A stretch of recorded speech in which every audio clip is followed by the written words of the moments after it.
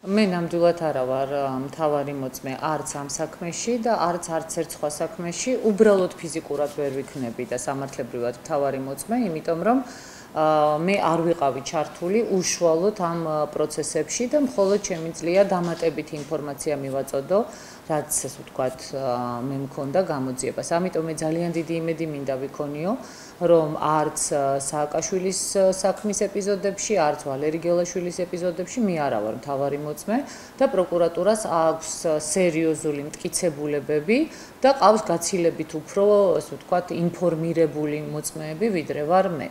რაც შეეხება ჩემს მიერ მიწოდებულ ინფორმაციას, მე მივაწოდე პროკურატურას ინფორმაცია იმასთან დაკავშირებით, რომ როგორც კი გავიგე ვალერი გელაშვილზე თავდასხმის თაობაზე, მე მაშინვე გავემართე ავადმყოფოში მის სანახავად.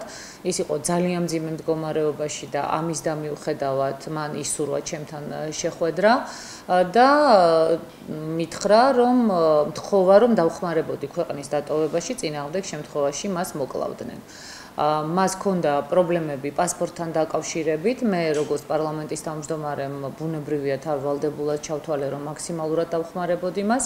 ყველა ზომა მივიღე იმისათვის, რომ სადღაც 2 საათის განმავლობაში პასპორტი მისთვის გაემზადებინათ და ვალერი გელაშვილმა ამ პასპორტით უკვე შეძლო, უბრალოდ მოხდა მისი ტრანსპორტირება საგანგებო რეისით. რაც შეეხება ინფორმაციას იმასთან დაკავშირებით, რომ თუ ვინც ემან, ვინ იდგა ამის უკან, ხა მე ამას დადასტურებულად ნამდვილად ვერ ვიტყვი, მაგრამ შემიძლია გითხრათ, რომ ეს ყველაფერი უკავშირდებოდა სააკაშვილის წინააღმდეგ გაკეთებულ მის განცხადებას და ის რომ ეს იყო უკვე საგანგებო დავალება და ამაში ჩართული იყვნენ სახელმწიფო სამსახურები, დღეს ეს უკვე ეჭვს ნამდვილად არ იწევს და ცხადია, ამას ვერავინ ვერ გააკეთებდა სააკაშვილთან შეთანხმების და სააკაშვილის ნებართვის გარეშე.